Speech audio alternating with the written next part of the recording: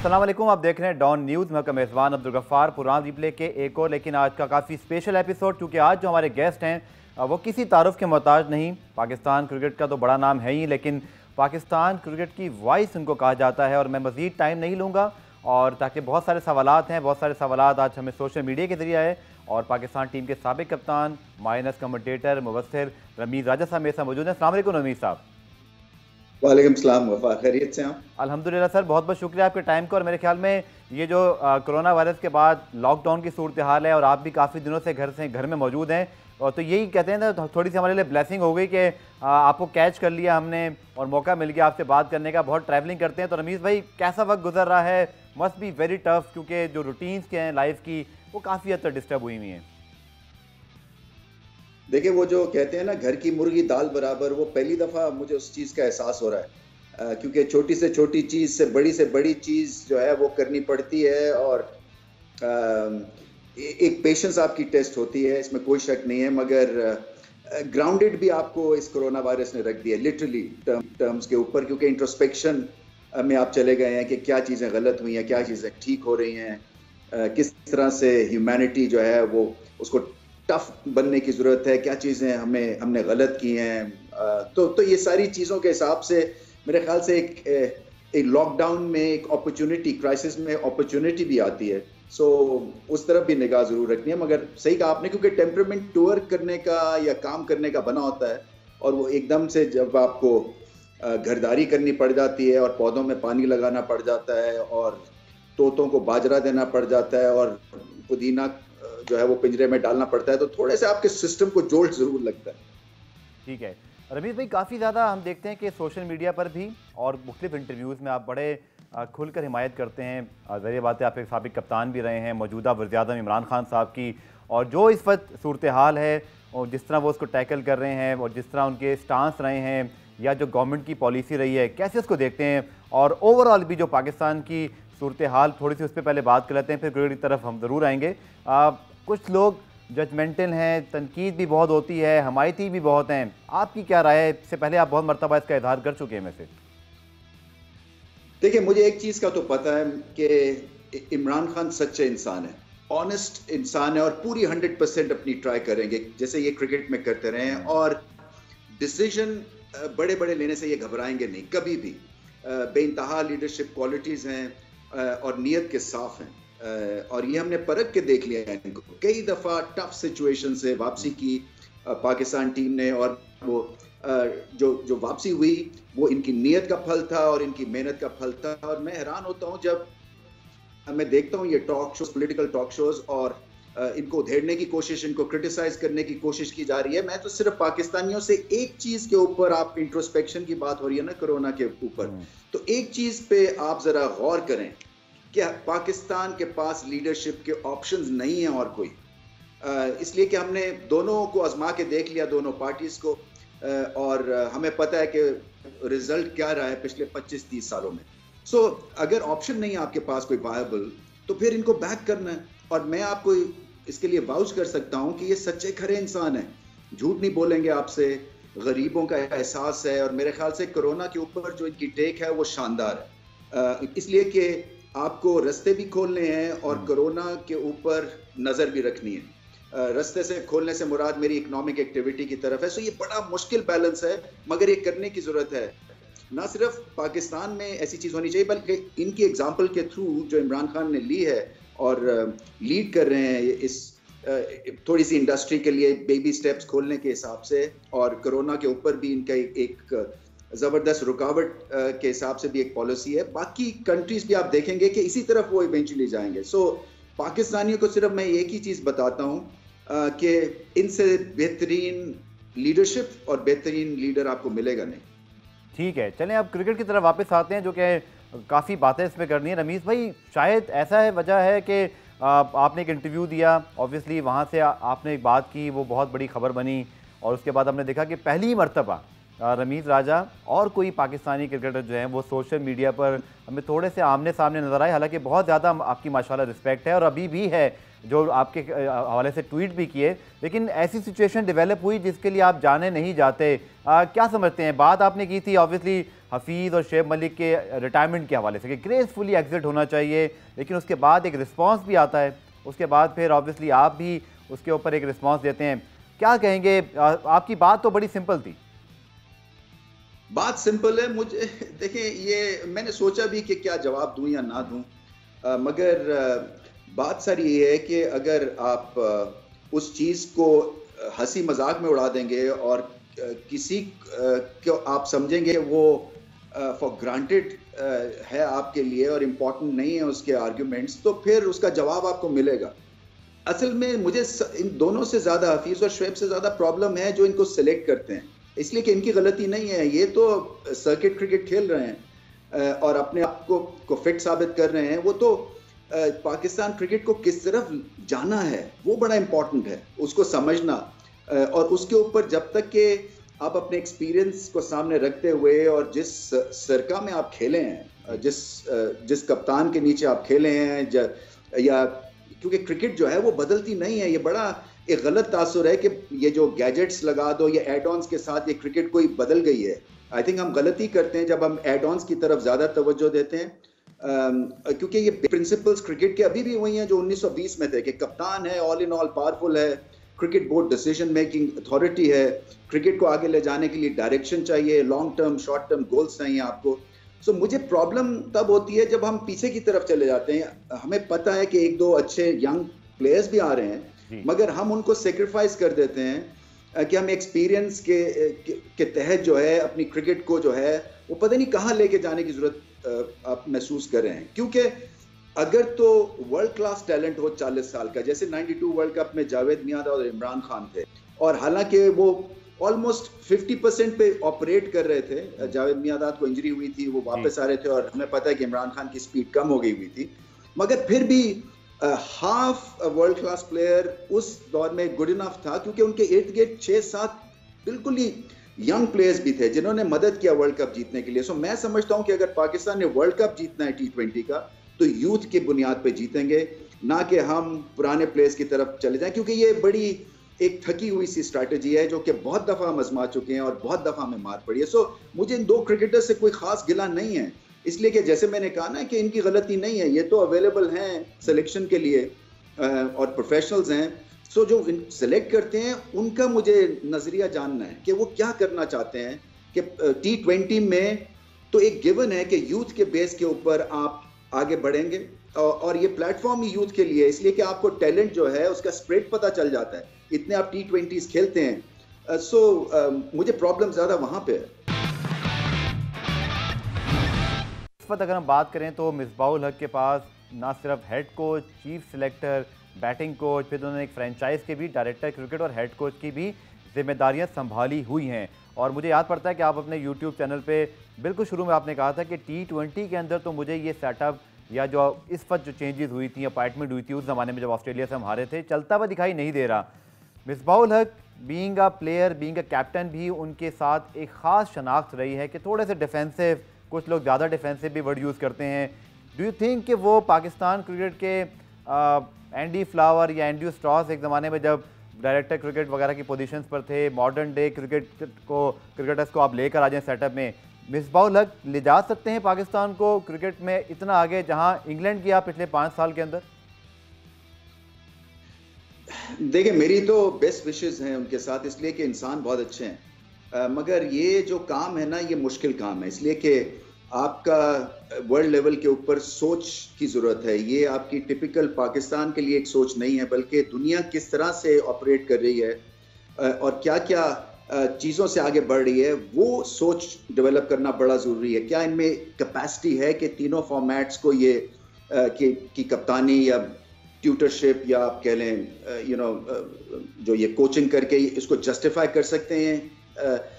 मुझे जो प्रॉब्लम आ रही है वो यही आ रही है कि आपके पास डायरेक्शन के हिसाब से कुछ क्लियर कट मैंडेट दिखने को नहीं मिल रहा है कि करना क्या चाहते हैं, कोई क्लियर कट पॉलिसी नहीं है, इसलिए कि ऐसा महसूस होता है कि जीत के ऊपर बहुत ही ध्यान है एट एनी कॉस्ट, और वो भी जब घर में आप खेल रहे हैं और वो भी T20 फॉर्मेट में। खास तौर पे मैं अंडरस्टैंड कर सकता हूं कि टेस्ट क्रिकेट में आप एक्सपीरियंस के साथ जाएं, क्योंकि टेस्ट क्रिकेट में एक्सपीरियंस काम आ जाता है, मगर वाइट बॉल क्रिकेट में आपके पास एक प्लेटफॉर्म या दो प्लेटफॉर्म्स आपके पास हैं जहां पे आप एक्सपेरिमेंट कर सकते हैं। सो वहां पे कुछ मुझे लग रहा है कि हेजिटेशन है वहां पे, और पाकिस्तान दुनिया की बेस्ट T20 रैंक साइड है इस वक्त, तो फिर हेजिटेशन क्यों है?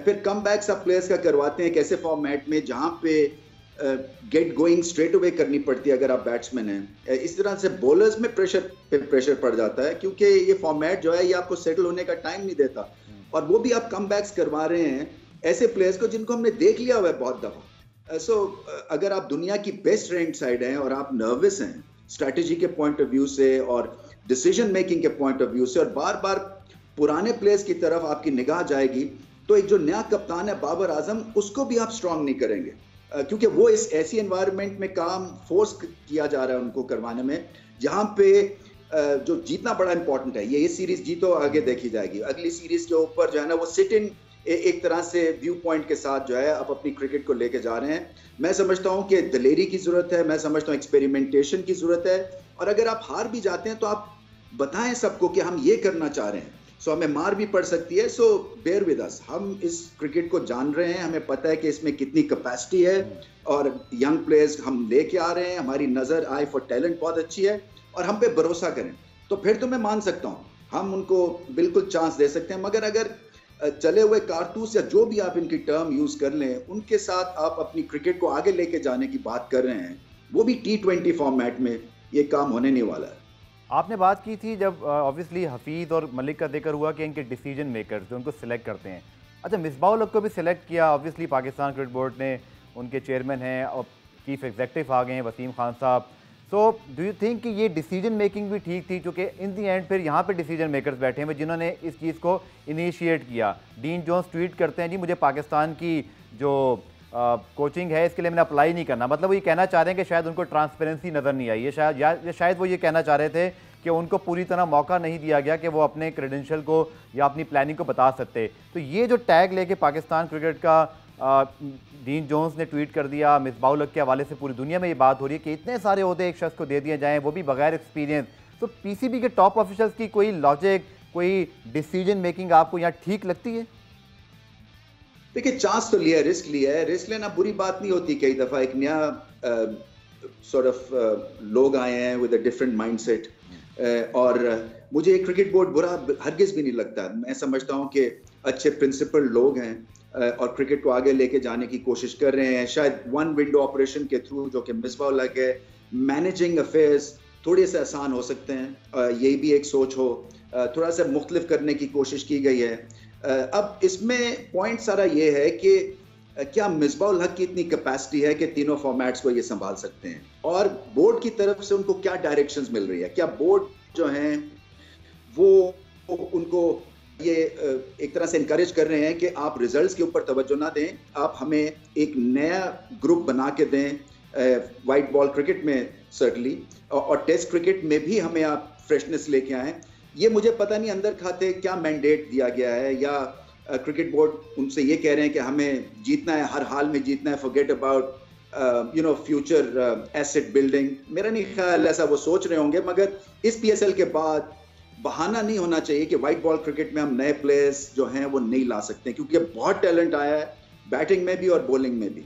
सो अब देखना यही है कि क्या जिस घोड़े को वो बैक कर रहे हैं i.e. मिसबाह उल हक, क्या वो इस रेस को जीत सकते हैं या नहीं जीत सकते हैं, और उनकी स्ट्रैटेजी क्या है। मुझे जो प्रॉब्लम है वो डायरेक्शन और स्ट्रैटेजी और एग्जीक्यूशन में है, क्योंकि बेशक आप एक ही बंदे को 3 ओहदे दे दें, मगर बात सारी यही है ना कि वो हमारी क्रिकेट को किस तरह से आगे लेके जाना चाहते हैं, क्योंकि बाकी जो दुनिया में क्रिकेट है वो सिट इन पीरियड जो है वाइट बॉल क्रिकेट में है नहीं कि वेट एंड वॉच, हम 2 मैच की सीरीज जीत जाएं और फिर क्या करेंगे।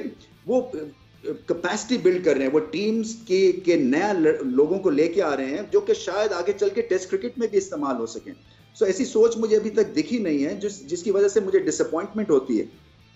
ठीक है रमीज़ भाई, आपने जब पाकिस्तान की टीम दौरे ऑस्ट्रेलिया पर थी और ऑब्वियसली वहाँ जब रिजल्ट बहुत ही हॉरेबल आए और हम कम्पीट भी नहीं कर सके, और ऑब्वियसली एक तरह से वो एक एम्बैरेसिंग थी, बहुत ज़्यादा आपने उसको क्रिटिसाइज़ किया और ऑलमोस्ट मुझे लग रहा था कि यूट्यूब चैनल पे जब आप ज़्यादा एक्सप्रेसिव होते हैं तो बहुत गुस्से में दिखाई दे रहे थे। लेकिन उसके बाद जो फिर हमने देखा कि इमोशनल जी तो देखो ना, जिसने क्रिकेट खेली हुई है ना, और जिसने अच्छे दौर में क्रिकेट खेली हुई है, और जब आपको बेसिक कोई टीम मिस्टेक्स कर रही है या लग ही रहा है पहले से ही कि जीत नहीं सक रही है क्योंकि बैठ गया हुआ इंजन, और पाकिस्तान की एक रेपुटेशन है, ट्रेडिशन है, हम सुपरस्टार्स हमने प्रोड्यूस किए हैं, नाम है, दबदबा है, तो जब आप बगैर फाइट किए हुए या आपको पहले से ही पता चल जाता है कि सिलेक्शन के थ्रू आपको आइडिया हो जाता है कि ये टीम जीतने वाली नहीं है इन कंडीशंस में, तो फिर आपको गुस्सा भी आता है, फ्रस्ट्रेशन है ज्यादा। बिकॉज देखें, मेरा तो कोई एजेंडा है नहीं, ना मुझे क्रिकेट बोर्ड में आना है, ना मुझे इन प्लेयर्स का कोई मेरी रिश्तेदारी है, ना मुझे किसी को बचाना है। सो फिर मैं एजेंडा के बगैर ऐसी बात होगी ना जो कि दिल जब आपका दुखता है, तकलीफ होती है, तो फिर आप बोलते हैं। और मेरा सिर्फ मकसद यही है कि शायद इमोशनल एक रैंट से इनके भी दिलों में वो बात उतर जाए कि अगर मैं हर्ट हूं तो आप सोच लीजिए कि क्रिकेट फैंस कितने हर्ट है। सो ये भी इनको सोचना है कि हम पहले से ही जो है हाथ ना खड़े कर दें, मुझे तब तकलीफ होती है, without a fight to give up. ठीक है, इसके साथ साथ सिलेक्शन की अगर हम बात करते हैं, ऑस्ट्रेलिया में हम ऑब्वियसली यंगस्टर्स को ज़्यादा ले गए रमीज़ भाई, और उसके बाद हमने देखा कि जब होम सीरीज़ थी तो शायद मुझे लगता है, मेरी ज़ाती राय है, आप इसको इस पर कमेंट कर सकते हैं, कि हमें थोड़ा सा आसान रास्ता मिल गया एक बहुत मुश्किल टूर के बाद, 2 होम सीरीज़ जहां हमने पूरा फ़ायदा भी उठाया। हम लकी रहे कि हमें 2 निस्बतन कमज़ोर टीमें पाकिस्तान आकर खेली और हमने उनको अच्छे तरीके से हरा भी दिया। श्रीलंका के T20 के एक डिबेकल हुआ था, उसके बाद हमने रिकवर कर लिया। अब जो हम सिलेक्शन कर रहे हैं तीनों फॉर्मेट में, और उसमें जब बहस आती है, स्पेशली वक़ार यूनुस 2 दिन पहले ऑनलाइन थे, उन्होंने कहा कि वो फास्ट बॉलर से इम्प्रेस्ड हैं, वहाब आमिर के हवाले से उन्होंने कहा कि तजर्बा भी होना चाहिए। आप क्या समझते हैं, क्लैरिटी क्या होनी चाहिए बैटिंग के अंदर, बॉलिंग के अंदर? फील्डिंग का तो चले हमें प्रॉब्लम है ही है, इन दोनों शोबों में, तीनों फॉर्मेट में हम एक साथ यंगस्टर्स को ड्राइव करें, जैसे कि हमारे पास आगे हैं, नसीम हैं, मूसा हैं, हसनैन हैं, या समझते हैं नहीं अभी भी वहाब आमिर या हफीज़ मलिक कहीं एक आध फॉर्मेट में एडजस्ट हो सकते हैं? देखिए, टेस्ट टीम कैसे बनती है, बेसिकली मैं आपको इसका जल्दी से बता दूं। न्यूक्लियस होता है टेस्ट टीम का 3-4 प्लेयर्स के ऊपर, उनको आपने हर वक्त खिलाना है, उनसे काम लेना है, उनको इनकरेज करना है।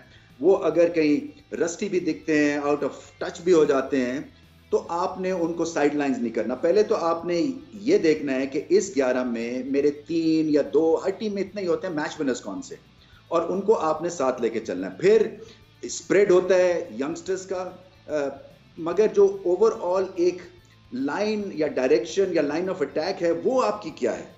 सो पहले तो अपने आप को आपने ये समझाना है कि अगर मैं हार भी जाऊंगा तो कोई फर्क नहीं पड़ेगा। सो एक एग्रेसिव स्ट्रैटेजी बनानी है, और एग्रेसिव स्ट्रैटेजी क्या है कि हमने विकेटें लेनी है, रन्स हमारे कौन करके देगा। अब जैसे फॉर एग्जांपल ऑस्ट्रेलिया की जब टीम सेलेक्ट हुई उस टूर के ऊपर, हिस्ट्री जो है वो बड़ा ही अच्छा एक टीचर है, ये मैंने ट्वीट भी अभी किया था।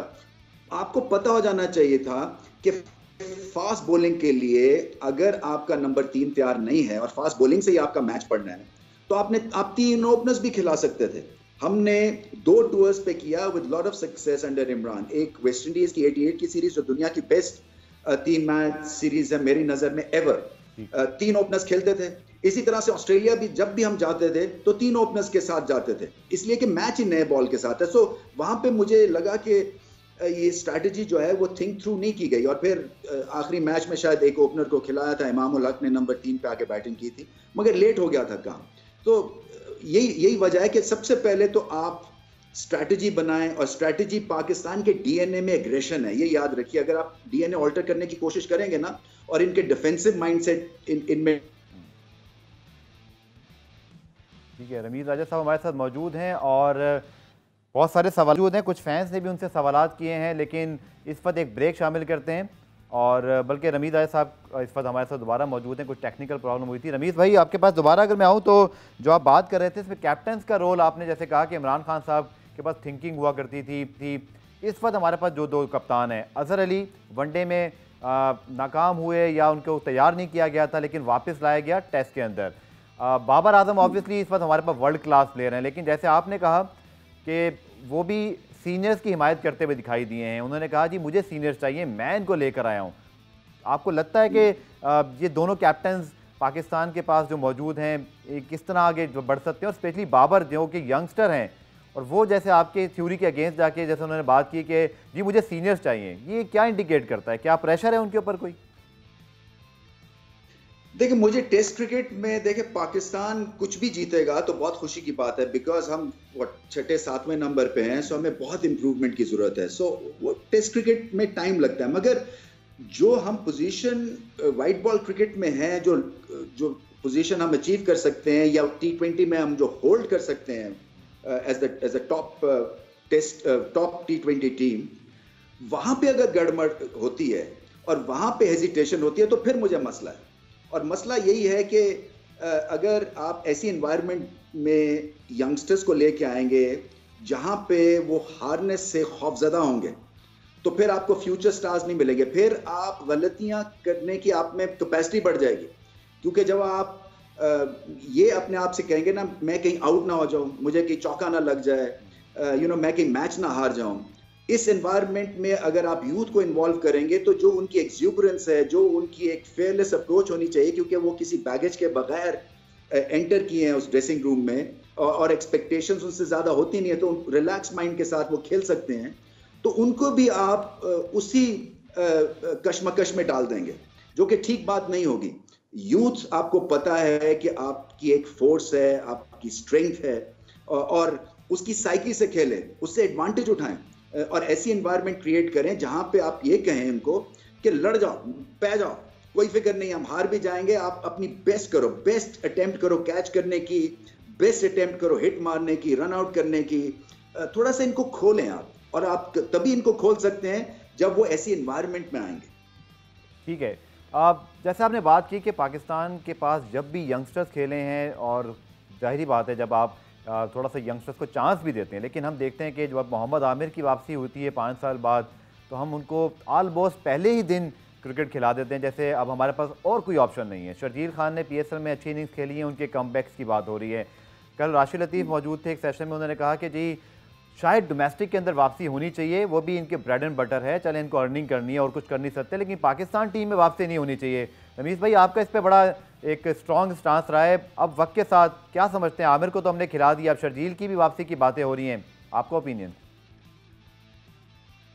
जीरो टॉलरेंस मेरे किताब में तो हमेशा से है, अभी भी है, कुछ शक ही नहीं है, इसलिए कि जिन्होंने ऑनेस्ट तरह से ये गेम खेली है, और सभी ऑनेस्ट तरह से खेलते हैं मोस्टली 99% लोग, तो उनके तो जहन में जब इस तरह की कोई चीटिंग करता है या पकड़ा जाता है, तो ये तो एक नो ब्रेनर है, और होना चाहिए क्रिकेटर्स के लिए। ये पाकिस्तान एक वाहिद टेरिटरी है जहाँ पे हम बहुत ज़्यादा वेलकम करते हैं सारे टेंटेड प्लेयर्स को।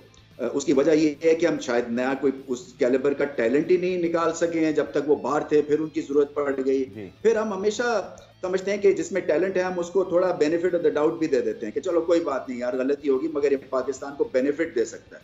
जब वो पाकिस्तान की गलत और ख़राब हेडलाइंस लगा रहा था, तब आपको ख्याल नहीं आया कि इसकी कोई गुंजाइश नहीं है। और मैं तो सोसाइटी को मुर्द इल्ज़ाम ठहराता हूँ गफ़ार, इसलिए कि ये सोसाइटी हमारी अनफॉर्चुनेटली ऐसे रोग्स को वापस लाने के लिए जो है वो प्रेशर नहीं क्रिएट करती है। ये और जो क्रिकेट टीम है और जो प्लेयर्स हैं, ये अनटचेबल्स होने चाहिए। ये सोसाइटी चाहे जैसी मर्जी जा रही हो, मगर इनका जो एक खास मकाम है, और ये अनटचेबल्स थे। जैसे हम थे जब हम खेल रहे थे, कि जैसे मर्जी इकोनॉमिक क्रंच था, मसले मसाइल थे सोसाइटी में, कत्लो गारत थी, जो भी था, 2 नंबरी काम था, पाकिस्तान टीम को अंडर इमरान खान कोई टच नहीं कर सका था, इसलिए कि एक माहौल बना था, एनवायरनमेंट बनी थी, पाकिस्तान के लिए खेलते थे, जीतने के लिए खेलते थे। अब जो है वो माहौल जो है बड़ा मुश्किल भी है, डिफिकल्ट भी है, डिफरेंट भी है, बट इसका ये मतलब नहीं है कि आपको चोरी करने का लाइसेंस मिल गया, क्योंकि इल्स ऑफ सोसाइटी से ये आपकी क्रिकेट एनवायरनमेंट भी खराब हो गई है। यहीं पे तो आपको ताकत दिखानी है कैरेक्टर की और ऑनेस्टी की। और पाकिस्तान की पिछले 20-25 साल से आपके पास ऐसी प्रीवियस एग्जांपल्स भी हैं जहां पे ये काम पहले हो चुके हैं, हमने फिर भी सबक नहीं लिया। इसलिए इनकी माफी तलाफी नहीं होनी चाहिए, क्योंकि मैं मानता हूं शायद वन ऑफ होता अगर तो आप माफ कर देते हैं, मगर आपके सामने एग्जांपल्स थी कि ऐसी चीजें हो चुकी हैं, इसका क्या रद्द अमल था, रिपरकशंस क्या थे, पाकिस्तान क्रिकेट कितनी पीछे चली गई, तो इसको सामने रखते हुए भी अगर हम फिर भी ऐसी गलतियां कर रहे हैं तो फिर तो कोई गुंजाइश ही नहीं होनी चाहिए। और फिर उन प्लेयर्स का क्या कहिए उनको, जिन्होंने ऑनेस्ट तरह से क्यू में लगे रह के अपनी क्रिकेट खेली है। सडनली एक टेंटेड प्लेयर आता है जिसमें टैलेंट है, वो क्यू को जंप करके और सबसे आगे खड़ा हो जाता है कि जी मेरी बारी आ गई है सडनली, और उसको फिर सब वाह वाह करके तालियां बजा के उसकी वापसी करा देते हैं। मुझे समझ नहीं आती इस तुक की बिल्कुल। ठीक है, पाकिस्तान के साबिक कप्तान रमीज राजा हमारे साथ मौजूद हैं। प्रोग्राम में शामिल करते हैं, ब्रेक से वापस आएंगे तो मजीद जो सवालात हैं वो रमीज राजा साहब से पूछेंगे। मिलते हैं इस ब्रेक के बाद। प्रोग्राम रिप्ले में खुशामदीद। पाकिस्तान के साबिक कप्तान रमीज राजा हमारे साथ मौजूद हैं। और रमीज भाई, जैसा मैंने कहा कि कुछ वक्त की कमी है तो कुछ T20 स्टाइल में अगर आपसे सवाल करें तो एक बड़ा इंटरेस्टिंग स्टेटमेंट दिया माइकल क्लार्क ने। वो कहते हैं जी विराट कोहली हो या भारत की टीम की खिलाड़ी हो तो मजाल नहीं है ऑस्ट्रेलियन प्लेयर्स की कोई स्लैजिंग कर सकें या अपने पोटेंशियल पे नहीं खेलते। आपके ख्याल में ऐसा ही है? देखिए, एक परसेप्शन बन भी सकता है, मगर जो टिम पेन है उनका जवाब बिल्कुल ठीक था कि गाली आप या स्लेजिंग तब करें जब आपके पास कुछ हो टीम में। जब टीम में कुछ है ही नहीं तो गाली दे के तो अपनी बेइज्जती करवाने वाली और बात है। सो उनका मकसद यही है कि पहले टीम पे और परफॉर्मेंस के ऊपर कंसंट्रेट करें। और ये ऑस्ट्रेलिया जो है इसको बदलना चाहते हैं, इसकी डगर को, इसकी चाल को, क्योंकि स्लेजिंग बेस्ड एक तरह से क्रिकेट का सर्किट बना हुआ है ऑस्ट्रेलिया का। वहां से जब से इनकी बॉल टेम्परिंग का इशू हुआ था उसके बाद से थोड़ी सी इन्होंने टिम पेन के नीचे आके और अपनी डायरेक्शन को थोड़े से उसको नॉर्मल करने की कोशिश की है। सो हो भी सकता है, नहीं भी हो सकता। मैं तो क्रिकेट पॉइंट ऑफ व्यू से बात कर रहा हूँ और क्रिकेट पॉइंट ऑफ व्यू से जो क्रिकेट ऑस्ट्रेलिया ये कह रही है कि हम अपनी डगर बदल रहे हैं। ठीक है, इसके साथ साथ आजकल बड़ी बात होती है विराट कोहली से जुड़ा हुआ सवाल। बाबर आजम ऑब्वियसली यंग हैं लेकिन परफॉर्मेंसेज अच्छी हैं। एक जो बेंचमार्क होता है वर्ल्ड कप की परफॉर्मेंस वो भी अचीव कर लिया, वहाँ इंप्रेस किया, ऑस्ट्रेलिया में भी रन्स करके आए। सो विराट कोहली जितने बड़े स्टार बने हैं भारत के लिए, डू यू थिंक कि बाबर आजम के अंदर भी वो कैपेसिटी और स्पेशली जो मैच विनिंग एबिलिटी जिसकी वजह से बाबर और कोहली का मवाजना इस वक्त हम नहीं कर सकते, दोनों की अलग अलग तरीके के स्टाइल हैं, क्या समझते हैं दोनों प्लेयर्स का मवाजना जो होता है, आपका क्या जवाब होता है इस पर? टैलेंट जो है बाबर आजम में बेइंतहा है। अब उनको एनवायरनमेंट ऐसी चाहिए जहां पे ये बेखौफ खेल सकें। जैसे कि विराट कोहली को एक अच्छी एनवायरनमेंट मिली हुई है, उन्होंने खुद भी क्रिएट किया है। रवि शास्त्री के अगेंस्ट में खेला हुआ, वो इस टीम के कोच हैं भारत की, और उनकी भी सोच जो है वो बड़ी पुख्ता है, पॉजिटिव है, बेखौफ फेयरलेस एक तरह से सोच है। और पाकिस्तान में भी इतना दमखम है कि बाबर आजम को बताएं कि आप स्काई इज द लिमिट। और अगर जब तक कि इनको माहौल अच्छा, इनकरेजिंग, एंगेजिंग नहीं मिलेगा, ये उस जो इनके पास पोटेंशियल है, शायद इतनी पोटेंशियल है कि विराट कोहली को भी बीट है, मगर उस पोटेंशियल को ये तभी छू सकेंगे जब फ्री हो जाएंगे, जब ये नहीं सोचेंगे कि रिजल्ट क्या होगा, जब ये सिर्फ रन्स की तरफ जाएंगे, मैच जीतने की तरफ जाएंगे, तो ग्रेट प्लेयर ये बहुत अरसे तक बने रहेंगे। जैसे आपने विराट कोहली की बात की तो भारत को अगर हम देखते हैं पिछले 10 सालों में तो ना सिर्फ फास्ट बॉलर आ गए उनके पास, ऑलराउंडर्स आ गए, मैच विनिंग एबिलिटीज़ आ गई। बहुत ज़्यादा आपकी भी इस हवाले से उन खिलाड़ियों से बात होती है, आप इंटरनेशनली इस मौजू का, इस बहस का हिस्सा भी बनते हैं। क्या ख़ास किया है रमीज़ भाई भारत ने जो पाकिस्तान नहीं कर रहा, श्रीलंका नहीं कर रहा, इवन ऑस्ट्रेलिया भी कुछ अरसे के लिए बिल्कुल डाउन हुआ, फिर स्टीव स्मिथ के आने के बाद, वार्नर के आने के बाद वो उठे और भारत उनको भी हरा कर आ गया था। क्या ख़ास किया भारत की, क्या आपको सीक्रेट नजर आता है जो उन्होंने हमसे बेहतर किया है? देखिए, एक तो नेशनलिस्ट अप्रोच है नंबर 1, दूसरा ग्रास रूट्स के ऊपर इंतहा काम किया।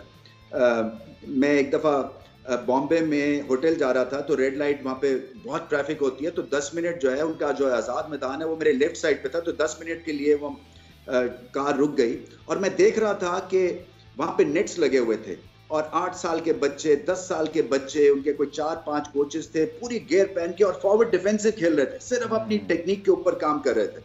सो जो आपको कल्चर है ना बैटिंग का, वो वहीं से सीखते हैं। और हालांकि T20 जो है वो बड़ी आपको एंगेजिंग गेम रखती है, शॉर्टकट है टू सक्सेस इन अ वे, आप सुपरस्टार बन जाते हैं T20 खेल के टाइम्स, मगर बच्चों की तरबियत ये हो रही थी कि आपका डिफेंस स्ट्रांग होगा। टेस्ट मैच की तरह से बैटिंग करवा रहे थे छोटे बच्चों से। सो ये माइंडसेट की बात है। सो वहां पे उन्होंने माइंडसेट जो है वो उन्होंने बेस जो है ना वो बड़ी स्ट्रांग रखी है। बॉलिंग में उनको पता था कि वो पाकिस्तान के मुकाबले के नहीं है, मगर टूट पड़े वो कि हमें अपना फास्ट बॉलिंग कल्चर डेवलप करना है और उस पर खास मेहनत की, कोचेस इंप्रूव किए, एक माहौल देने की कोशिश की, पिचेस तेज बनाए उन्होंने, जिसकी वजह से जो है वो यूथ ब्रिगेड उनकी सामने आती थी। सो मैं समझता हूँ कि उसमें एक तरह से पर्पस है। फिर राहुल द्रविड़ जो है उनकी एज क्रिकेट को मैनेज कर रहे हैं और बहुत ही अच्छा इन्फ्लुएंस है, अच्छे इंसान बना रहे हैं, अच्छे खिलाड़ी बना रहे हैं, उनको टेक्निक का पता है, ग्रास रूट्स के ऊपर जो है असल में फतह है। और अगर पाकिस्तान जो है वो ग्रास रूट्स की तरफ चले जाएंगे और इमरजेंसी, जैसे कोरोना वायरस की एक इमरजेंसी है ना कि हर रोज हमें डिसीजंस मिल रहे हैं करने को, देखने को मिल रहे हैं गवर्नमेंट की तरफ से, इसी तरह से क्रिकेट पे भी कोरोना वायरस जैसा ही हमें एक एटीट्यूड अपनाना है कि हर रोज कुछ ना कुछ हो रहा हो कि क्या आप कर रहे हैं, बैट्समैन नहीं आ रहे, इसकी क्या वजह है, कहाँ कहाँ पे हमें जाना है, कैनवस बड़ा करना है, बलोचिस्तान को इंक्लूड करना है, पेशावर, खैबर पख्तूनख्वा को और हमने लेके आना है, सिंध में जाना है। सो जब तक ऐसी स्पिरिट के साथ काम नहीं होगा, नया टैलेंट जो है वो आपको उस हिसाब से नहीं मिलेगा। आपने नए टैलेंट की बात की, डोमेस्टिक क्रिकेट के हवाले से बड़ा अहम टॉपिक है जिसको आखिरी पार्ट में करेंगे। मिलते हैं इस ब्रेक के बाद। कुरान रिप्ले में खुशामदीद। रमीज़ भाई, डोमेस्टिक क्रिकेट के हवाले से अब बहुत ज़्यादा बहस हो रही है, स्पेशली जो खिलाड़ी हैं, डिपार्टमेंट के बाद जॉब्स नहीं है, पैसे कम हो गए हैं, 50,000 एक रिटेनरशिप है हर किसी के लिए, चाहे आप अच्छा खेल रहे हैं, बुरा खेल रहे हैं, और रीजन का एक्सपेरिमेंट भी हो गया। खान साहब की एक ख्वाहिश थी वो भी पूरी हो गई, लेकिन क्रिटिसिज्म, इसके बहुत सारे फेलियर, बहुत सारी नेगेटिविटी सामने आई। सोल्यूशन क्या है? डिपार्टमेंट के बगैर चल सकते हैं हम? देखिए, मेरे बेटे और मेरे में ये बहस खासी छिड़ती है। वो हबीब बैंक से खेलता था, उसकी छुट्टी हो गई, सो वो बहुत नाराज है और मैं कह रहा हूँ कि नहीं, सही छुट्टी हुई है, इसलिए कि एक ही फॉर्मेट हमने आजमाना है और आजमाना है जो कि PSL का फॉर्मेट है, जो कि लाहौर वर्सेस कराची की थीम है, ये हमने फर्स्ट क्लास में लेके आनी है। आई थिंक एसोसिएशंस को और ज़्यादा स्ट्रेंथन करना है, फाल बनाना है और इसमें थोड़ा सा आपको हिम्मत पकड़नी है, क्योंकि एक डिसीजन आपने ले लिया तो फिर हौच पौच डिसीजन नहीं होना चाहिए। या तो पहले से थिंक थ्रू नहीं किया, अगर आप वापसी देख रहे हैं डिपार्टमेंटल क्रिकेट की आप, और अगर आपने ये डिसीजन ले लिया है तो फिर इस पे कायम रहें और फिर इसको सक्सेसफुल बनाने के लिए जितनी भी आप मेहनत कर सकते हैं, जितने भी आप 50,000 जो, जैसे मैंने आपको बताया कि रिटेनरशिप है, वो भी ऑब्वियसली जब आप नहीं खेल रहे तो टूर्नामेंट्स नहीं हो रहे, आपकी मैच फीस नहीं आ रही है, आपको इंसेंटिव नहीं मिल रहा, ये पैसे बहुत कम नहीं है, जो कि पूरी दुनिया में अगर आप बात कर लें, भारत, इंग्लैंड, ऑस्ट्रेलिया, उनकी टेस्ट मैचेस, उनकी सेंट्रल कॉन्ट्रैक्ट, हमारे सेंट्रल कॉन्ट्रैक्ट के अलावा जो प्लेयर हैं सर, वो बहुत परेशान हैं।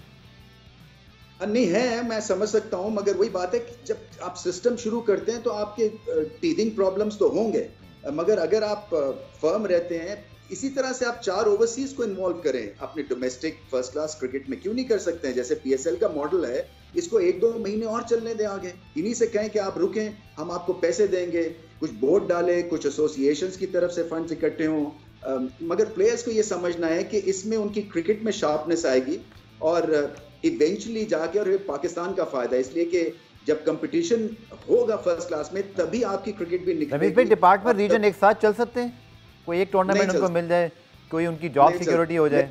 ये हम पहले एक्सपेरिमेंट कर चुके हैं, इट्स अ फेल्ड सिस्टम है और उस पर दोबारा जाना जो है वो खतरे से खाली नहीं। ठीक है, उमर अकमल की बात करते हैं। उनके हवाले से कल PCB ने अपडेट दी कि उन्होंने चार्जेस को फिलहाल कंटेस्ट नहीं कर रहे, और अब देखें, क्या आपको भी पता है कि शायद जो इरफान या दीगर खिलाड़ियों को वार्निंग दी गई थी, मैक्सिमम 6 महीने या 1 साल की सज़ा हो सकती है। आपको क्या नज़र आता है, उमर अकमल की वापसी हो सकती है, इस सज़ा से क्या सीख सकते हैं? Your opinion on Umar Akmal?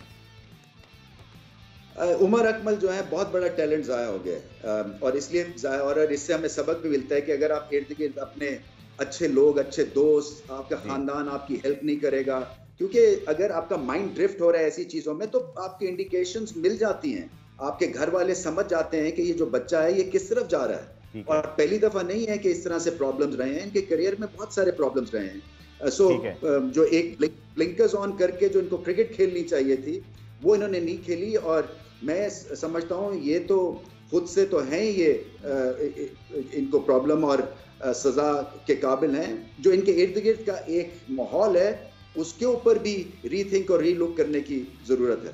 ठीक है रमीज़ भाई, क्विक फायर एक राउंड आपके साथ अगर हम कर लें, सो रैपिड फायर, तो your best memory from cricket, और ऑब्वियसली ऊपर नीचे होता है क्रिकेट में, तो कोई ऐसी मेमोरी जो बिल्कुल याद नहीं करना चाहते? ओ याद नहीं करना चाहता, मेरी जो लास्ट वनडे सीरीज थी जब मैं कप्तान था और इंडिया ने हमें मारा था टोरंटो में, बहुत मुश्किल टाइम था मेरे लिए। Best memory sir?